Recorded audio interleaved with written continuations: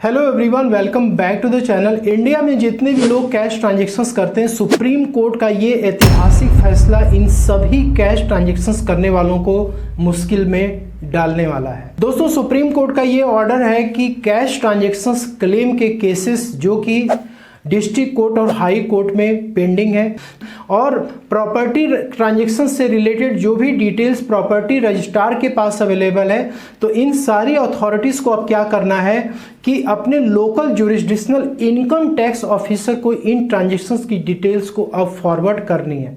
तो supreme court का ये जो वर्डिक्ट है ये क्यों निकल के आया है, कौन से ट्रांजैक्शन से निकल के आया है, दोस्तों आपको इन केसेस में क्या क्या सावधानियां बरतनी चाहिए, इन सब बातों के ऊपर आज के वीडियो में बात करने वाले हैं। तो दोस्तों, ये जो जजमेंट आया है ये प्रॉपर्टी से रिलेटेड ट्रांजैक्शंस के लिए आया है। यहाँ पर एक एग्जांपल से हम इसको समझते हैं कि किस तरीके से प्रॉपर्टी के लेन देन में कैश का पेमेंट होता है और कैसे लोगों के साथ फ्रॉड होता है। फिर जब वो अपना कैश वापस मांगने जाते हैं तो उनको नहीं मिलता और ये पर्सन फिर कोर्ट में जाते हैं और कोर्ट में भी इनके जो केसेस वो काफ़ी समय तक पेंडिंग होते हैं, फिर उसके बाद फाइनल जजमेंट सुनाई जाती है। यहाँ पे मान लीजिए कि तीन पार्टीज हैं, पार्टी ए, बी और सी। ए जो है किसी प्रॉपर्टी को बाई करने के लिए बी के साथ एग्रीमेंट करता, हो सकता है कोई लैंड, हो सकता है फ्लैट, बिल्डिंग, विला, अपार्टमेंट, कुछ भी हो सकता है। और दोस्तों इसने एक एग्रीमेंट फॉर्म कर दिया, 50 लाख रुपीस उस प्रॉपर्टी की वैल्यू है। जिस दिन ये एग्रीमेंट कराता है वो उस दिन 2.5 लाख रुपए कैश में बी को एडवांस के तौर पे जमा कर देता है। अब दोस्तों कुछ समय के बाद ए और बी के बीच में डिस्प्यूट क्रिएट हो जाती है, रजिस्ट्री कैंसिल हो जाती है। अब ये डिस्प्यूट जो क्रिएट होती है वो तीन तरीके से हो सकती है। पहला ये हो सकता है कि ये प्रॉपर्टी जो है विवादित है। नेक्स्ट होता है इमरजेंसी। अब यहाँ पे ए को कोई इमरजेंसी होगी तो बोलता है कि नहीं, हम प्रॉपर्टी को अब रजिस्ट्री नहीं करा पाएंगे, हमारा जो पैसा वो आप हमें वापस कर दीजिए। तो यहाँ पर भी डिस्प्यूट क्रिएट हो सकता है, इसका पैसा इसको नहीं मिलेगा। पॉइंट नंबर सी में है इंटेंशन ऑफ फ्रॉड। अब यहाँ पे बी के अंदर जो है फ्रॉड करने की इंटेंशन है। जैसे मान लीजिए उसने 50 लाख की यहाँ पे डीलिंग की, उसको कोई पार्टी सी मिल गया, वो 60 लाख में उस प्रॉपर्टी को बाई करना चाहता है। तो दोस्तों वो क्या करेगा, वो ए को प्रॉपर्टी ना बेच करके वो सी को प्रॉपर्टी की रजिस्ट्री कर सकता है। तो यहाँ पे जो भी कैश के पेमेंट हो रहे हैं इसको वापस पाने के लिए जो विक्टिम है, जो अपीलेंट है, वो क्या करता है, कोर्ट का सहारा लेता है। यहां पर भी कुछ केसेस दोस्तों जो सुप्रीम कोर्ट ने सुनाया है। दोस्तों सुप्रीम कोर्ट का जो ऐतिहासिक फैसला आया है वो कुछ इसी तरीके के प्रॉपर्टी के कैश पेमेंट को लेकर के आया हुआ है। यहाँ पे दो पार्टीज हैं जो कि आप यहाँ पे नाम देख सकते हैं, काफी लंबा चौड़ा नाम है, इसको पढ़ूंगा नहीं, आप खुद भी यहाँ पे पढ़ लेना। तो दोस्तों इस केस में एक प्रॉपर्टी की डीलिंग होती है 9 करोड़ रुपीस की और उसमें जो पर्सन है 75 लाख कैश में पेमेंट कर देता है एडवांस के तौर पर। और कुछ डिस्प्यूट्स होता है इन दोनों पार्टीज के बीच में और डिस्प्यूट की वजह से ये जो पार्टी जिसने 75 लाख रुपीस पे किया था, जैसे यहाँ पे ए का ही एग्जांपल ले लेते हैं। अब ए 75 लाख रुपीस दे दिया, अब वो मांगने जाता है तो फिर वहाँ पर ये पार्टी बोलती है कि भाई हम आपको पेमेंट नहीं देंगे, फिर एक कोर्ट का सहारा लेता है।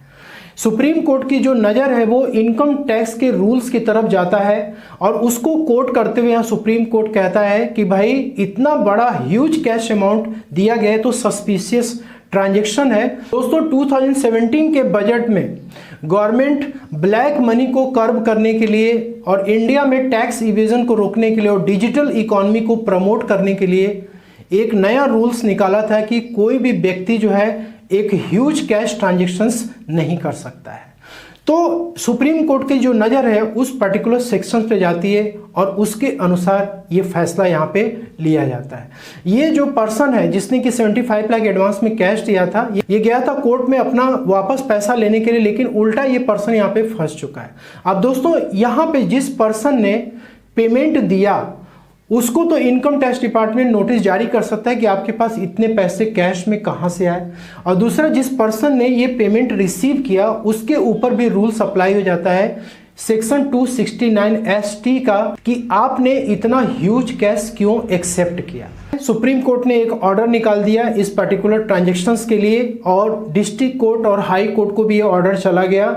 इसके बाद रजिस्ट्रार ऑफ प्रॉपर्टीज को भी चला गया कि भाई इस तरीके के जो भी आपके यहाँ पेंडिंग्स केसेस पड़े हुए हैं कैश के लेन देन के, चाहे वो मतलब प्रॉपर्टी को छोड़कर किसी और मैटर्स के हो सकते हैं, या फिर प्रॉपर्टी से रिलेटेड रजिस्ट्रार ऑफ प्रॉपर्टीज को भी ये ऑर्डर चला गया। आपको ये क्या करना है, इनकम टैक्स अथॉरिटी को ये ट्रांजेक्शंस अब रिपोर्ट करनी है। दोस्तों यहाँ पे सुप्रीम कोर्ट ये कहता है कि यदि किसी इमूवेबल प्रॉपर्टी को बाई करने के लिए आपने कुछ कंसिडरेशन यानी कि उसकी जो वैल्यू है उसमें से कुछ पैसा आपने 2 लाख या उससे ज़्यादा कैश में यदि पेमेंट कर दिया है, तो इस प्रकार के जो ट्रांजेक्शन्स होंगे उसको जुरिस्डिक्शनल सब रजिस्ट्रार क्या करेगा, इनकम टैक्स अथॉरिटी को रिपोर्ट करेगा। प्रॉपर्टी के केस में जो कैश के ट्रांजेक्शन होते हैं वो रजिस्ट्रार ऑफ प्रॉपर्टी के पास कैसे चले जाते हैं। आपकी जो भी सेल डीड प्रिपेयर होते हैं, रजिस्ट्री के पेपर्स तैयार होते हैं, उसमें प्रॉपर ट्रांजेक्शन्स मेंशन होते हैं। नॉर्मली प्रॉपर्टी केस में जो सर्किल रेट के ऊपर जो पेमेंट होता है वो लोग अक्सर कैश में ही करते हैं। सर्किल रेट तक तो वो दिखा देते हैं प्रॉपर्टी के डीड में, रजिस्ट्री डीड में कि इतना हमने ऑनलाइन चैनल के थ्रू पेमेंट कर रखा है, चेक के थ्रू, डिमांड ड्राफ्ट के थ्रू, आरटीजीएस, नेफ्ट के थ्रू। ठीक है, कई बार क्या होता है कि प्रॉपर्टी डीड बनती है तो उसमें कुछ पेमेंट तो बैंकिंग चैनल के थ्रू दिखा देते हैं, कुछ पेमेंट कैश में दिखा देते हैं। तो यहाँ पे जो भी कैश के ट्रांजेक्शन वो रिपोर्टेबल ट्रांजेक्शंस हो जाएंगे। ये सुप्रीम कोर्ट का ऑर्डर निकला हुआ है। सुप्रीम कोर्ट ने ये जो भी डिसीजन लिया वो इनकम टैक्स का सेक्शन 269 ST को कोट किया, और इसमें जो पेनाल्टी मेंशन है, यदि आप सेक्शन 269 ST को आप उल्लंघन करते हैं तो उसकी पेनाल्टी सेक्शन 271 DA में मेंशन है कि जो आप कैश में पैसे दे रहे हैं 2 लाख या उससे ज़्यादा का, ठीक है, उसका इक्वल अमाउंट आपको क्या करना है, सेक्शन 271 DA में पेनाल्टी के तौर पे आपको पे करना पड़ेगा। सुप्रीम कोर्ट के इस डिसीजन में एक पॉइंट और ऐड किया गया था कि यदि income tax authority search and seizure की प्रोसीडिंग करता है या फिर असेसमेंट वगैरह करता है उस टैक्स पेयर का, और उसको ये फाइंड आउट होता है कि 2 लाख या उससे ज़्यादा की उन्होंने कैश का पेमेंट किया हुआ है, और जो रजिस्ट्रार ऑफ प्रॉपर्टीज है उसने इस ट्रांजेक्शन्स को इनकम टैक्स डिपार्टमेंट को रिपोर्ट नहीं किया, यदि इस प्रकार की बातें इनकम टैक्स अथॉरिटी के नॉलेज में आती हैं तो फिर उस केस में जो चीफ सेक्रेटरी है स्टेट का, यूनियन टेरेटरीज का, उसको डिपार्टमेंट क्या करेगा, इस पर्टिकुलर मिस्टेक को वो रिपोर्ट करेगा और इस रजिस्ट्रार ऑफ प्रॉपर्टी के अगेंस्ट में डिसिप्लिनरी एक्शंस लिए जाएंगे। तो अब यहाँ पे जो रजिस्ट्रार ऑफ प्रॉपर्टीज है वो भी अब बच नहीं पाएंगे। दोस्तों मेक श्योर करें कि जो आप प्रॉपर्टी रजिस्ट्री करा रहे हैं आपके उस रजिस्ट्री डीड में या सेल डीड में जो प्रिपेयर उसको अच्छे से आप पढ़ें, उसमें कैश का जो पेमेंट है वो मेंशन नहीं होना चाहिए, या फिर कैश के ट्रांजेक्शन्स मेंशन भी हो रहे हैं तो लिमिट के अंदर यदि होते हैं तो कोई दिक्कत नहीं है। सेक्शन 269 ST ये कहता है कि आप एक दिन में किसी भी पर्सन से एग्रीगेट बेसिस पे आप 2 लाख या उससे ज़्यादा का पेमेंट रिसीव नहीं कर सकते।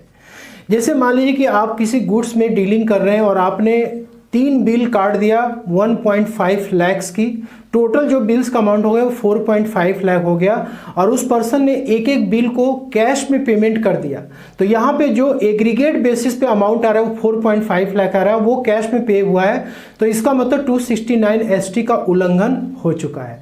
इसके बाद यदि कोई सिंगल ट्रांजेक्शन हुआ है, मान लीजिए कि 5 लाख रुपीज़ की एक बिल आपने काट दी किसी गुड्स को सेल करने के लिए, और 2.5 लाख रुपए तो उसने कैश में सेम डे दे दिया उस पर्सन ने, और 2.5 लाख रुपए आप नेक्स्ट डे उस पर्सन से कैश में रिसीव कर रहे हो। तीसरा सिनारियो हो सकता है कि कोई भी ओकेजन है या फिर कोई इवेंट है, जैसे कोई मैरिज पार्टी आपने ऑर्गेनाइज की, इसमें कैटरर्स वाले हो गए, डेकोरेशन वाले हो गए और टेंट वाले हो गए। अब इन लोगों को आपने क्या किया, कैश में पेमेंट किया, और इस पर्सन ने क्या किया, 1 लाख कैटरिंग के लिए एडवांस पैसा लिया, 1.5 लाख रुपए डेकोरेशन के लिए लिया और 50,000 टेंट के लिया, टोटल 3 लाख रुपीज कैश में इसने रिसीव कर लिया। तो यहाँ पर इस पर्सन के लिए प्रॉब्लम है। जो पर्सन रिसीव कर रहा है उसको क्यों यहाँ पे मना किया जा रहा है कि आप 2 लाख या उससे ज़्यादा का पेमेंट रिसीव नहीं कर सकते। दोस्तों जो देने वाला उसके लिए कोई प्रॉब्लम नहीं, क्योंकि उसका ब्लैक मनी पड़ी हुई है, वो तो आपको प्रेशर करेगा कि भाई तुम ले लो, कैश में पैसे पड़े हुए हैं, कहाँ हम बैंक जाएंगे, चक्कर लगाएंगे। दोस्तों वो अपना बर्डन आपके ऊपर मढ़ देगा और आप उस कैश को लेकर के आप फंस जाओगे, क्योंकि सेक्शन 269 ST का आपने उल्लंघन कर दिया तो आपके ऊपर सेक्शन 271 DA एप्लीकेबल हो जाएगा। यदि आप फंसेंगे तो उस केस में आपको जो पेनाल्टी पे करनी पड़ेगी वो इक्वल अमाउंट की पेनाल्टी पे करनी पड़ेगी, जो कि आप यहाँ पे देख सकते हो। ठीक है। जैसे आपने 3 लाख रुपए कैश में ले लिया तो आपको पेनाल्टी 271 DA में 3 लाख रुपीस की पे करनी पड़ेगी। दोस्तों सुप्रीम कोर्ट ने 269 ST सेक्शन को कोट किया और जो पेनाल्टी है उस 271 DA को कोट किया। जो ये डायरेक्शंस आया है इसमें हो सकता है कि सुप्रीम कोर्ट से ये मिस्टेक हो गई है, प्रिंटिंग में कोई मिस्टेक होगी, लेकिन आगे चल के फाइनल जब डायरेक्शन से इशू होगा तो ये सही हो जाएगा। ये बेसिकली जो प्रॉपर्टी से रिलेटेड आप कैश में पेमेंट रिसीव करते हो वो सेक्शन 269 ST में नहीं होता है, बल्कि वो सेक्शन 269 SS में होता है और उसका जो पेनाल्टी प्रोविजन है वो सेक्शन 271 D में होता है। दोस्तों तो 269 SS का जो सेक्शन है वो ये कहता है कि no person shall take or accept from any person herein after referred to as depositor any loan deposit or any specified sum। Any specified sum का मतलब इमूवेबल प्रॉपर्टी हो गया जो कि आप बाई करते हो और उसके लिए आप पेमेंट करते हो। अदरवाइज देन बाई अकाउंट पे चेक और अकाउंट पे डिमांड ड्राफ्ट और use of electronic clearing system, मतलब ऑनलाइन चैनल को छोड़कर यदि आप किसी दूसरे मोड में यानी कैश में आप इन पर्टिकुलर ट्रांजेक्शन्स के लिए आप पेमेंट करते हैं तो उसकी लिमिट यहाँ पे देखिए 20,000 रुपीज़ रखी गई है। मतलब 20,000 या उससे ज़्यादा के यदि आप कैश में पेमेंट करते हैं तो ये ट्रांजेक्शन्स दोस्तों रिपोर्टेबल ट्रांजेक्शन्स माने जाएंगे।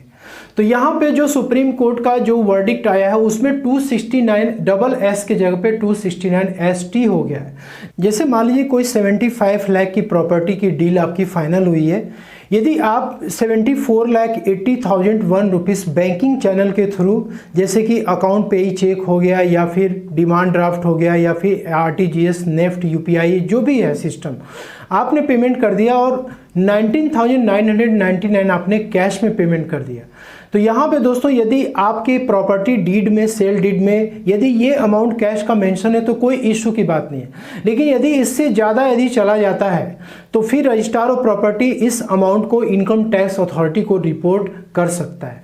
तो जो पर्सन कैश में पेमेंट कर रहा है उसके लिए तो प्रॉब्लम होगी और जो पर्सन कैश में पेमेंट रिसीव कर रहा है उसको सेक्शन 271 D में पेनाल्टी इक्वल अमाउंट का पे करना पड़ सकता है।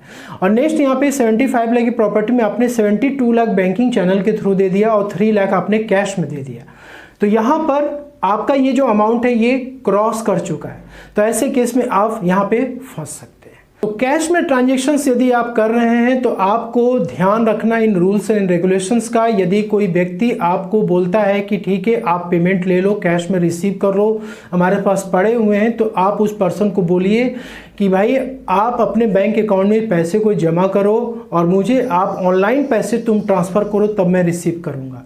क्योंकि दोस्तों वो आपको फंसा सकता है, आप इन सेक्शंस में फंस सकते हैं और आपके ऊपर पेनाल्टी लग सकती है और जिस बंदे ने आपको कैश दिया है वो भी फंसेगा। तो आपको फ्यूचर में इससे रिलेटेड कोई प्रॉब्लम्स ना हो तो आपको बचने के लिए रूल्स फॉलो करना है। आशा करता हूँ कि वीडियो में दी गई जानकारी आपको पसंद अच्छी लगे, लाइक शेयर जरूर करिएगा। मिलते हैं नेक्स्ट वीडियो में। Thank you so much.